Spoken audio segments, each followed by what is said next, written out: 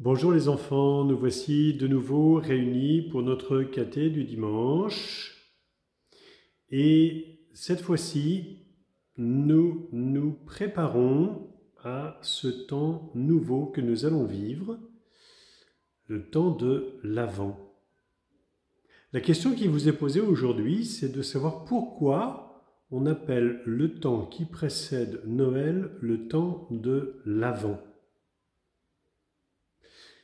Vous avez remarqué d'abord que le mot « avant » ne s'écrit pas de la même manière que l'autre mot « avant » que vous connaissez. Avant le caté, avant de manger, s'écrit pas pareil. Ça s'écrit A-V-A-N-T. Et là, le temps liturgique dans lequel nous allons entrer, c'est le temps de l'Avent, A-V-E-N-T. Pourquoi appelle-t-on ce temps qui précède Noël le temps de l'Avent ? Parce que c'est le temps qui nous prépare à la venue de Jésus. Voilà, la venue de Jésus. Le mot « avant », le mot liturgique que l'on appelle l'Avent, le temps liturgique que l'on appelle l'Avent, c'est le temps qui nous prépare à la venue de Jésus. À la venue de Jésus, qui est Dieu, et qui par amour pour nous s'est fait homme, a pris notre condition humaine, est né de la Vierge Marie dans la nuit de Noël. Voilà pourquoi on appelle le temps qui précède Noël le temps de l'Avent. C'est le temps qui nous prépare à la venue de Jésus. Jésus est celui qui vient pour nous sauver du péché et nous ramener tous ensemble à la maison du Père.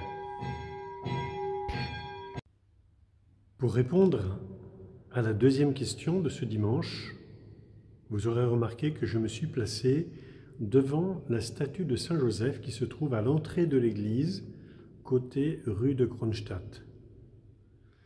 Je me suis mis donc devant la statue de Saint Joseph parce que la deuxième question porte sur lui. Et justement, la question, c'est que nous apprend Saint Joseph pendant le temps de l'Avent ? Il nous apprend 4 choses.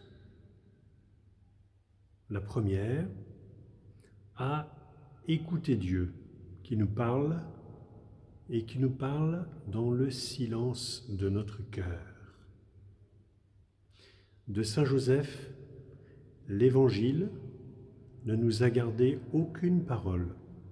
Il n'y a pas de parole de Saint Joseph. Parce que Saint Joseph, c'est d'abord quelqu'un qui écoute Dieu pour accomplir sa volonté. Et justement, c'est la deuxième chose importante que nous apprend Saint Joseph. Saint Joseph nous apprend à obéir à ce que Dieu nous demande. Écouter Dieu et accomplir ce qu'il nous demande. Obéir. Écouter et obéir. On peut dire que c'est les 2 qualités vraiment principales de Saint Joseph. Il y en a 2 autres aussi de qualités. De Saint Joseph, on nous dit qu'il était charpentier de son métier. Charpentier, il travaillait le bois. Il faisait, on pourrait dire, oui, les charpentes des maisons. Il travaillait le bois. Eh bien, Saint Joseph nous apprend aussi à bien accomplir notre travail de chaque jour et à surtout ne rien négliger dans ce que nous faisons. Parfois, nous pensons que les petites choses n'ont pas beaucoup d'importance. Eh bien, Saint Joseph nous enseigne au contraire que c'est à travers les plus petites choses que nous accomplissons la volonté de Dieu. Donc Saint Joseph nous donne l'exemple de celui qui, par amour pour Dieu, faisait bien toutes choses et surtout les plus petites, les plus cachées. Car encore une fois, dans l'Évangile, on ne nous dit rien d'extraordinaire sur Saint Joseph. On nous dit simplement qu'il était à l'écoute de Dieu, obéissant pour accomplir sa volonté, et faisant bien toutes choses et surtout les plus petites. Enfin, la dernière chose que nous apprend Saint Joseph, et justement cette dernière chose, elle est tout à fait consonante, c'est-à-dire adaptée à l'évangile de ce dimanche. Saint Joseph nous donne l'exemple de celui qui a reçu des talents, des qualités, des dons de Dieu, et qui les fait fructifier, qui leur fait porter du fruit, justement en accomplissant bien son devoir de chaque jour. Saint Joseph nous donne l'exemple de celui qui fait fructifier les dons qu'il a reçus. Ainsi, pendant le temps de l'Avent, Saint Joseph nous apprend 4 choses: à écouter Dieu qui nous parle à travers la Bible, à travers la parole de Dieu, qui nous parle aussi dans notre cœur pour nous inspirer ce qui est bien, ce qui est beau, ce qui est bon, à écouter Dieu, à accomplir ce qu'il nous demande, c'est-à-dire à lui obéir, à bien accomplir aussi notre devoir de chaque jour, nos tâches les plus petites, par amour pour Jésus, et enfin, à faire fructifier les talents que nous avons reçus.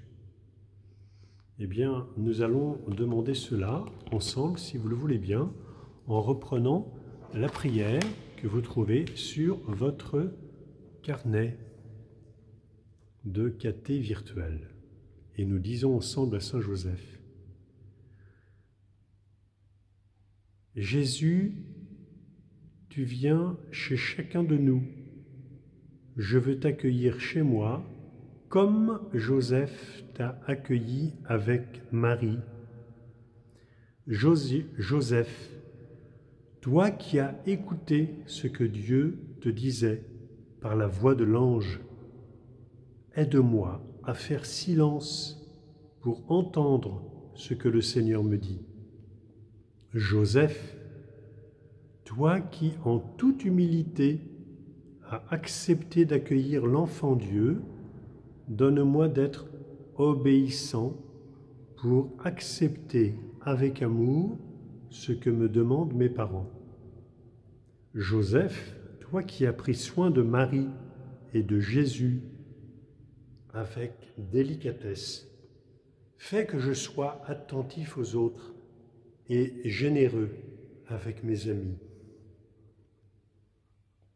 Joseph, toi qui as élevé Jésus en lui apprenant ton métier de charpentier, soutiens-moi dans mon travail à l'école et accorde-moi la persévérance dans l'effort. Joseph, toi qui as fait confiance à Dieu, apprends-moi à ne pas avoir peur et à remettre ma vie entre les mains de Dieu.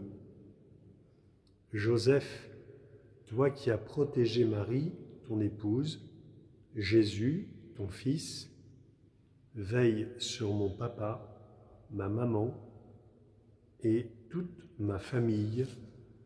Amen.